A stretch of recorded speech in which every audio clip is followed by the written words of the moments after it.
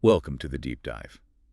We're the show that tries to take complex knowledge from your sources and really boil it down into sharp, usable insights. That's the goal. And today, wow, we're not just tackling a paradox.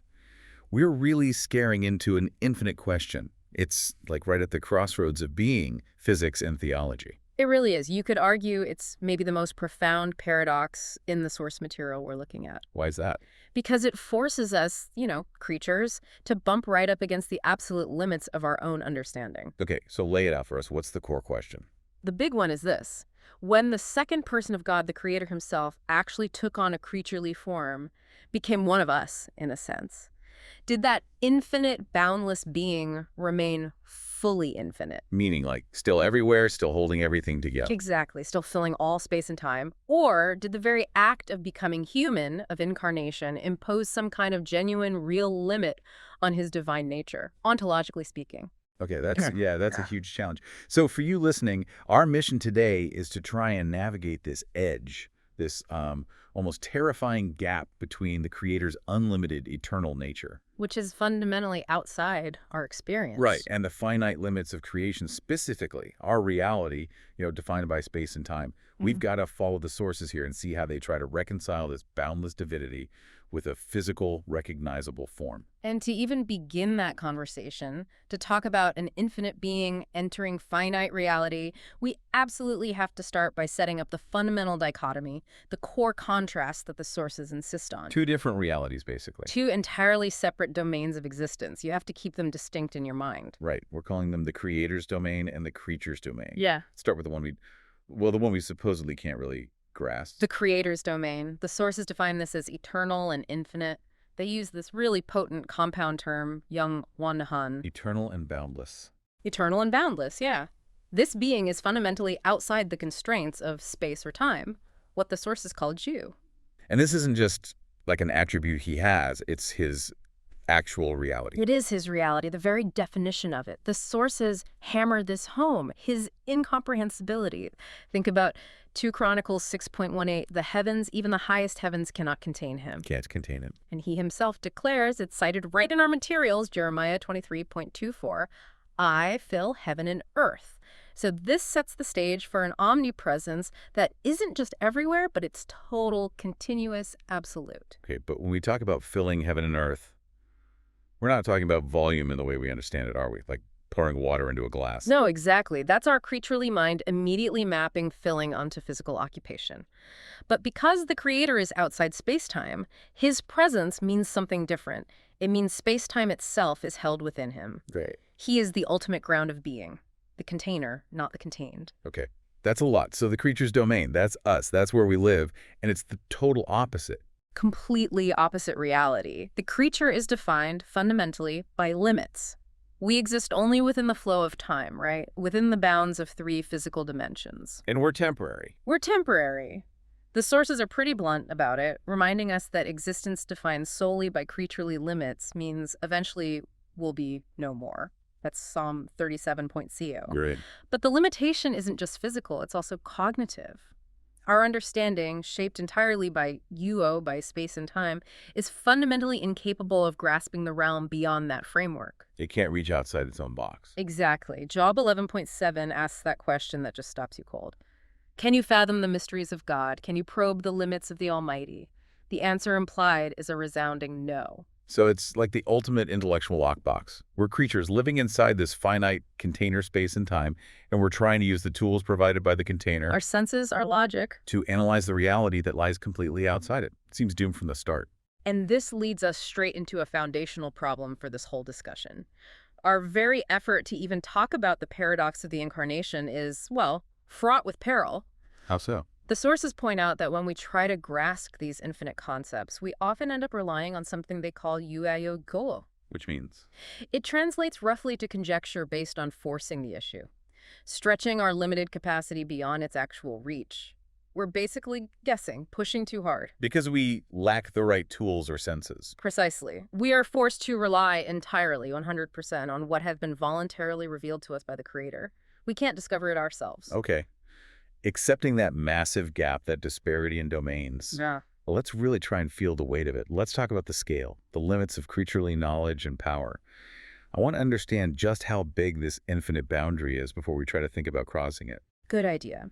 Let's look at the sheer scope of the Creator's wisdom and power as the source material illustrates it.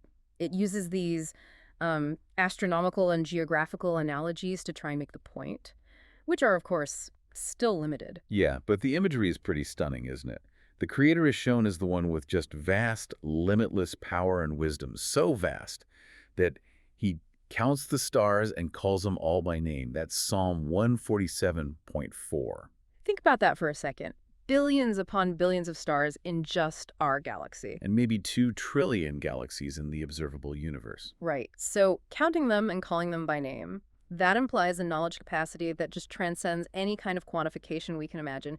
It's perfect individual knowledge of every single bit of the cosmos. Okay, now contrast that level of absolute knowledge with, well, us. Yeah. Human civilization. Yeah, Isaiah 40.15 gives us that picture. All the nations of the earth, everything we think is so important compared to the Creator are like a drop in a bucket. A drop, not even the whole bucket. Or even less, like small dust on a scale. The kind you don't even notice. Even huge things, like islands, the source says, are deemed as nothing, as empty in his sight. A drop in a bucket. Yeah. Small dust. That's not just small, it's negligible. It makes you think, if all of human history, all our science, our empires, the whole planet, is less than a speck of dust, then our attempts to define the nature of the limitless being who holds it all, well, they must be pretty flawed from the get-go. Hopelessly flawed, you could say. And this huge difference in scale leads us right to the source's foundational definition of existence itself. How does it define existence? Through a relationship of absolute dependency. The sources are really definitive on this. Creatures exist, and they maintain their life only through the Creator's life and his word. So, existence isn't something creatures just have intrinsically. We aren't self-sustaining. Not in the slightest. We are entirely contingent. That is the crucial point. Creatures have never, not for a nanosecond, existed independently of the second person of God. Never. Everything we define as existence and even non-existence, matter, energy, empty space, it's all contained, upheld, and defined within the reality of the infinite second person. So when we say he sustains things, it doesn't just mean he provides the raw materials, like fuel. No, it's much more active than that. It means he is actively enacting existence moment by moment. It's almost like, imagine a massive cosmic computer constantly calculating and rendering reality. If the calculation stops. Poof. Poof, exactly. That analogy helps capture the active nature of this relationship. Colossians 1.16 is key here. It says all things were created through him, but maybe more importantly for this discussion, they hold together in him. Hold together. That implies continuous effort. Continuous active maintenance. If the word were to withdraw its active support, if that force field, as you put it earlier, just dropped, existence wouldn't slowly fade away. It would instantaneously dissolve back into non-being. It's the ultimate dependency. Wow. Okay. This dependency confirms that the Creator isn't just immensely powerful, he's necessary. If he stopped being infinite, if he truly limited himself completely, Creation would cease to be. Instantly. And this dependency, this absolute reliance, it must also dictate the limits of our knowing, right? Our epistemology. Absolutely. Since the Creator is beyond measure, his wisdom boundless, think Job 37.23, Psalm 145.3, creatures can only access knowledge of him based on what he chooses to reveal. You say revelation. Exactly. We can't probe or investigate him independently. We can only receive what he gives. That puts a hard ceiling on human inquiry, doesn't it? Right. If he chooses to reveal just a tiny sliver of his nature, that's all we get. That's all we get. But what's even more mind-bending, the source argues, is that even the tools we use to process that sliver of revelation, they are also dependent on him. Wait, say that again? The very capacity for knowledge we possess, our awareness, our intellect, our ability to reason and perceive that capacity itself is sustained by him. Think Matthew 16.17 or Ephesians 1.17. So, we're using his sustained knowledge capacity to try and analyze this sustainer. Precisely. It's the ultimate self-referential loop, or maybe paradox. We are fundamentally limited to using the framework for knowledge that he himself maintains within the creaturely realm. We can't step outside the system he provides to analyze the system provider. Okay, my head hurts a little. So let's recap. We know the Creator is infinite. We know our ability to understand that infinity is fundamentally capped because we're finite and totally dependent. Yeah. This intense philosophical tension now drives us right into the heart of the matter. The paradox of the incarnation. The moment the infinite supposedly entered the finite. How do the sources handle the nature of that specific presence? Right, this is where it gets really tricky. The philosophical crunch point seems to center around the name and concept of Emmanuel. Which means God is with us. Correct. And the sources highlight something genuinely confusing here. If the second person was already omnipresent, actively sustaining every single point in space and time, as we just established he must be, Yeah. then why was a specific physical manifest presence necessary? And why give it the specific defining name, God with us? Good question. If you're already everywhere, sustaining everything, why do you need a special announcement, a physical body, to say you are here? From an ontological standpoint, it sounds redundant. It does sound redundant unless you shift your perspective, unless you consider it from the creature's point of view. Ah, The sources suggest that the specific manifestation, the body, was necessary so that creatures could recognize the Creator's already existing presence with them. so it wasn't about him arriving because he was already there? Exactly. It was about making his constant presence perceivable, accessible to our limited senses. It was a visible, touchable, audible revelation. It marked not the start of his presence, because that never ceased, but the start of creaturely access to that presence. Okay, that shift is vital. From universal sustenance, which is kind of abstract, to specific manifestation, which is concrete. But this manifestation forces a choice on theologians, doesn't it? When he manifested, did the infinite nature somehow have to shrink? Did it have to fit inside the creaturely form? Or did the infinite nature simply add the creaturely form to itself while remaining fully infinite and universally active everywhere else? That is precisely the dilemma, and this brings us smack into the two conflicting viewpoints presented in our source material. Let's unpack viewpoint 1 first. This is often called the self-limitation view, or sometimes the creature-only view. Okay, self-limitation. This sounds like it emphasizes the realness, the genuineness of the human experience. It absolutely does. This argument is heavily rooted in that concept of kenosis. The emptying. Right, the emptying, Yeah. which comes from Philippians 2.6. It says, the second person emptied himself, the source uses CO, and took the form of a servant. And proponents of view 1 take that emptying literally. Literally and ontologically. They argue that for the incarnation to be truly genuine, for him to really experience life as a human, the limitation had to be genuine too. So he couldn't be both fully infinite and truly limited at the same time. That's their position. They conclude that the act of becoming a creature necessitated a genuine physical, temporal limitation. If the second person was truly going to experience hunger, tiredness, linear time, temptation, then he had to, in some real way, limit phoga, is the term used, his infinite nature, at least operationally. Operationally, meaning his omnipresence, his infinite knowledge were sort of switched off or put aside. Or maybe quarantined within the finite body. This view suggests he wasn't actively sustaining the entire infinite cosmos as God during that time. He walked the earth. Yeah. He wasn't omnipresent in the same way he was before or after. So in this view, the focus is entirely on the genuine human experience. He was truly restricted to that one body, operating within time and space like any other human. That's the core of view 1. Perhaps, they might suggest, the other persons of the Godhead, the Father and the Spirit, maintained the cosmos during that period.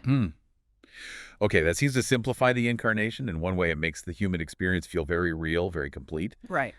But it creates a massive metaphysical problem, doesn't it? If the Word, the second person, stops sustaining creation. How did creation continue to exist? Yeah, doesn't that risk the collapse of everything we just talked about, that absolute dependency? That is the precise tension, the major difficulty with view 1. And it's exactly what viewpoint 2 directly addresses. This is the counter-argument, the sustaining presence view, or sometimes called the fullness view. Okay, the fullness view. This one focuses on cosmic necessity then. Entirely on ontological necessity. The premise is quite simple, building on what we established earlier. Space-time, all of creation, is utterly dependent on the Word for its existence. Hebrews 1.3 is the absolute linchpin for this view. It says the Son upholds all things by the word of his power. And this upholding isn't a one-time event, it's continuous. So if the second person, the Word, were to truly restrict himself entirely to a finite body, as view 1 suggests, if he ceased sustaining the infinite fabric of existence even for, say, 33 years, what would happen according to view 2? According to view 2, and based on Colossians 1.1 semen, in him all things hold together, existence itself would collapse, instantly, back into non-being. The universe would simply cease to be held together. But it didn't collapse. Exactly. Since the sources confirm that space-time did continue to exist, stars kept burning, planets kept orbiting, nations still existed like dust on the scales. The logical, inescapable conclusion for view 2 is that the second person must have continued to fill, sustain, and encompass all of space-time, even while simultaneously appearing in a limited physical form. So the finite body wasn't a container that limited the infinite. It was more like a specific point of focus, a point of revelation added to his existing ongoing infinity. Precisely. That's the conclusion of view 2. The second person remains constantly infinite, constantly ubiquitous, constantly sustaining everything, even while he is physically localized as the man Jesus. He is simultaneously the limited person walking on the road and the limitless power sustaining the adders of that very road. Okay, that is the ultimate metaphysical headache. I can see why the Source emphasizes that creatures just cannot understand the meaning of that simultaneous existence. It completely breaks our basic concepts of quantity, location. You can't be both finite and infinite here and everywhere in our normal logic. It violates our fundamental either framework. Our minds are built for either he is here, localized in the body, or he is everywhere, sustaining the cosmos. The sources, particularly through the lens of view 2, insists he is somehow both-hand. Both limited and unlimited at the same time. Yes. And trying to comprehend how an infinite being can operate fully within a finite body while simultaneously transcending and sustaining everything outside it, all as Psalm 145.3 says, his greatness is unsearchable. It's beyond our grasp. The paradox itself becomes a kind of testament to his nature. So we have these two deeply felt positions, both apparently drawing from the same source material. View 1 champions the integrity of the finite human experience, the kenosis. View 2 champions the necessity of cosmic existence, the continuous sustenance. How does the source material try to resolve this tension? Because they seem mutually exclusive in our logic. If you accept view 1 fully, you risk cosmic annihilation. If you accept view 2 fully, you risk making the incarnation seem less genuinely human, maybe. Like an avatar. Right, that's the danger. So now we move into the synthesis. And this is where the source material leans quite heavily, almost decisively towards view 2. Okay, why? Not based on sentiment, or which view feels better, but based on the cold, hard logic of ontological necessity. The existence of the universe becomes the deciding factor. How does it reframe the question then? The source essentially pivots the question away from what did he choose to do, or what could he do, and towards what was ontologically required for reality to continue. Okay, lay out that critical question. The source reframes the true central question like this. If the second person limited or contained himself fully and exclusively within the space-time of that one human body, how could space-time itself, which relies entirely on him for its existence, its how could it possibly continue to be sustained? The continued existence of the cosmos becomes the ultimate proof. It becomes the chief witness, exactly. If the world didn't instantly vanish the moment the second person became a creature, then he could not have ceased sustaining it. Yeah. His infinity must have continued unabated. The universe itself testifies against view 1 in a way. That's the implication. The conclusion is drawn directly from empirical evidence. Existence persisted. John 1.10 is crucial here. He was in the world, and the world was made through him, yet the world did not know him. The fact that the world continued during his physical manifestation is taken as confirmation of the word's continued sustaining operation outside the finite body. And the sources use language that really emphasizes this pervasive absolute control he maintains, right? Oh, absolutely. Romans 9.5 reinforces his status as God over all, forever praised. He is described as the all-in-all. The source uses Juai from Colossians 3.11. All in all. It means his power is the sustaining force behind the entirety of space-time. He is, in the most literal sense imaginable, the life of creatures, as 1 John 5.20 states. The source insists that the act of incarnation did not diminish his divine sustaining power one bit. So the finite body was an addition to his infinity. An addition, not a replacement or a limitation of it. The simple, ongoing persistence of the cosmos is presented as the irrefutable evidence that his word continued to hold everything together, just as Hebrews 1.3 describes. That feels like a pretty powerful resolution. The sheer necessity of creation continuing demands the continuance of his infinity. Yeah. But wait, this resolution immediately throws up another huge philosophical flag, doesn't it? Which one? If the word upholds all things, absolutely everything, and is the all in all, how do we stop this from just sliding into pantheism? The belief that God is the universe, that everything is God. That seems like a really dangerous blurring of lines. You're right. That's a critical distinction, and the sources absolutely have to address it. It requires really careful, rigorous thinking, especially when we're talking about a sustained reality that clearly includes things we perceive as evil or error or even, non-existence in a sense. So how does the source material build a firewall against pantheism? How does it differentiate between God upholding everything and God being everything? The distinction rests entirely on the concept of dependency versus identity. The universe is entirely dependent on the creator. It was created ex nihilo, out of nothing. Therefore, it's a secondary contingent reality. Whereas the creator is. Primary, necessary, and independent. He depends on nothing. Creation depends utterly on him. The source is extremely strict on this point. It warns very clearly against the confusion that would lead someone to think that anything created, and this explicitly includes the realm of evil or error, is somehow part of the divine nature. Okay, let's drill down on that mention of evil. The source uses a specific term, lua. What does that refer to, and how does it fit into this idea of sustained existence if it's not God? Right. Lua, it's a term that seems to encompass concepts like evil, error, deception, falsehood, essentially, things that are contrary to God's nature and truth as they manifest within the created, sustained world. Okay, and the sources say this luo is not part of God. Explicitly not part of God, nor is it God. That's the crucial non-pantheistic safeguard. It cannot be stressed enough. Okay, but if it's not God, yet it exists within the reality sustained by God's word, how does that work? How is evil sustained by the ultimate good? It exists only because, and only for as long as, God allows it to be sustained within the boundaries of his creation. Think of it like this. Darkness is just the absence of light, right? But the physical existence of a room that contains darkness is still upheld by the same physical laws and ultimately the same sustaining word that upholds light. Evil, or dano, is seen as a deviation, an absence, a corruption of ultimate good. It exists only within the framework permitted by the sustainer. So it's held within the boundary of God's allowance, but it's not of God's nature. Exactly. It's contained by his power, but not generated from his essence. It's not intrinsic to him. So the word is the sustaining power of all existence, whether we label it good or evil from our perspective, but that act of sustaining doesn't make the sustained things divine or necessary. Precisely. It only confirms their absolute contingency, their total dependence. If the sustainer were to withdraw his power, the good would vanish, and the evil would vanish. Both rely entirely on the continuous utterance of the word. Okay, so the source effectively concludes.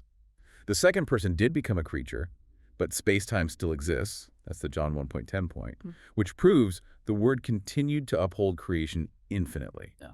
He limited himself to the physical form while simultaneously transcending and sustaining everything else. That's the synthesis. It means our human logic, where an object can't be in two places at once or be both finite and infinite, is fundamentally the wrong tool for analyzing the creator. It just doesn't apply. It doesn't apply.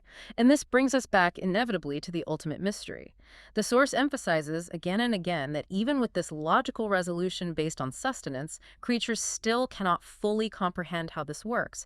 The mechanics are beyond us. We remain limited by our creaturely constraints. Completely. We can know that he is both sustainer and a creature simultaneously because reality demands it.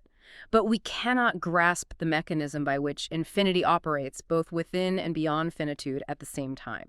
So we're kind of forced to accept the paradox itself as a truth revealed about God's nature, rather than feeling like we have to solve it with our limited human wisdom. The fact that the universe continues this universe we perceive as real is the ongoing evidence that the word's infinity never ceased during the incarnation. Beautifully put. And accepting the fact of his continued infinity even during incarnation leads us right to the final crucial question. Which is? If the Creator's omnipresence, his sustaining power, was indeed continuous and undiminished, then why bother with the specific visible manifestation at all? Why the Emmanuel moment? Why come down and walk around? Right. If he was already with us by sustaining us, why the need for the specific God with us revelation? This takes us into the purpose of it all, doesn't it? The why behind the incarnation. Exactly. Let's move into that. The purpose of revelation and a final reflection. Why did he do it this way? So what do the sources say? The manifestation, the physical body, was the necessary bridge. It was the mechanism required for creaturely recognition and, crucially, relationship. Relationship. Yes, the source explicitly argues and uses the phrase, 아륜준유, 아윤유, 아시노. Meaning, if the Creator himself had not taken on creaturely form. Right. If he hadn't done that, creatures, limited as we are by our physical senses, would have been absolutely unable to perceive and recognize him as God actually present with them in a way they could interact with. So the incarnation was like a divine act of translation, lowering the frequency of reality maybe so that our limited sensory equipment, eyes, ears, touch, could actually pick up the signal. That's a great analogy. Think about the language used in 1 John 1.1 about the word of life, what we have heard, what we have seen with our eyes, what we looked at and touched with our hands. Very sensory, very physical. Extremely. And remember John 14.8 when Philip asks Jesus, show us the Father. And Jesus basically says, if you've seen me, you've seen the Father. Without that physical manifestation, the kind of encounter needed for a recognizable relationship just wouldn't have been possible within our finite realm. Even though, as Acts 17.27 tells us, the Creator is always sustaining us, always, not far from each one of us, that universal sustaining presence is, well, ontologically inaccessible to our direct senses, isn't it? We can't touch it or look at it or have a conversation with it in a normal human way. Right, that sustaining presence is the ground of our being, but it's not something we can easily relate to. So the manifestation, the incarnation, was the specific defined moment when the Creator chose to be seen and touched, as 1 John puts it, when he revealed himself to the finite world in a finite, accessible way. So the name Emmanuel, God with us, isn't just about his sustaining presence, but about his recognizable, relatable presence. Exactly. It was given so that creatures could finally recognize that the always present, sustaining God was now specifically with them in a tangible, personal way they could grasp. The ultimate paradox might be that the one who must be everywhere to sustain reality chose to become localized here so that we could actually find him and know him. Wow. So the incarnation wasn't primarily about establishing his presence, because that was constant. It was about establishing accessible relationship. That's the heart of it. And thinking about it that way, it shifts the whole discussion, doesn't it? It moves from abstract metaphysics and ontology to something much more personal. It moves towards, well, love. That really is the ultimate theological consequence of this whole deep dive. Regardless of how well we think we understand the, quote, physics of his simultaneous infinite and finite existence, the core message is that the second person is the word of life. He not only sustains our atoms moment by moment, but he voluntarily entered our state of limitation for a specific loving purpose. And the sources are clear that the purpose of this self-revelation, this entering into limitation, culminates in the ultimate sacrifice, right? The sustainer allowing himself, in a way, to experience being unsustained, experiencing that severing of relationship. That is perhaps the deepest layer of the paradox. The sources really underscore the absolute staggering nature of that sacrifice. You have the Father cutting off the Son, that cry from the cross in Matthew 27.46. You have the Son taking the curse for us, described in Galatians 3.13. He was abandoned, as Titus 2.14 puts it, for us. He became what we are limited, suffering, feeling abandoned. So that we could be redeemed through recognizing and accepting his presence, his identity, his sacrifice. It seems the act of sustaining the universe by his word never ceased, that infinite aspect continued, but the relationship, particularly within the Godhead, experienced a genuine, agonizing rupture for the sake of the creature. That's profound. So the conclusion isn't just an intellectual synthesis of view 1 and view 2. No, the source material demands more. It demands a response. Whether we fully grasp the mechanics of his infinite nature or not, and we probably can't, the takeaway is that we owe love, worship, gratitude to the God who sustains our very existence. Even our ability to sit here and have this complex philosophical discussion is entirely dependent on his continuous, infinite, and ultimately loving sustenance. That puts everything in perspective. Okay, let's try and nail down the key takeaway one last time before we wrap up this deep dive. I think the central paradox, did the infinite remain infinite during the incarnation, is ultimately resolved by necessity. The sources conclude that the second person of God, even while manifesting as a finite creature, must have continuously sustained the entire infinite scope of existence by his word. Because reality didn't collapse. Because reality didn't collapse. And that ontological fact confirms his constant, undiminished infinity, even if it completely defies our limited creaturely perception. He is somehow both the container of all reality and a participant within that reality simultaneously. And the reason for the participation, the manifestation, was purely for our benefit. For recognition, for relationship, and ultimately for redemption. That seems to be the core message. Okay. So here's a final provocative thought for you, the listener, to take away with you. It builds on this theme of limited knowledge from the source material. Go for it. The Creator, according to Ephesians 3.3 and other places, only allows us to know as much as He chooses to reveal. We can't force His hand or discover more on our own. Right. So what does it mean for your own understanding of reality? Your science, your philosophy, your everyday experience knowing that the very tools you use, your perception, your intellect, your wisdom, are themselves sustained and fundamentally limited by the very subject you are trying to understand. The infinite Creator. It certainly fosters a sense of humility, doesn't it? It really does. It makes even our most confident theories feel less like conquering discovery and more like gratefully accepted gifts, maybe. Something to ponder. Thank you for joining us on this incredibly dense, deep dive into the boundaries between the Creator and the creature. It's been fascinating. We really hope this exploration has given you a profound perspective, maybe on the limits of knowledge, but also on the boundless nature of the Word who holds it all together. Until next time, keep digging deep.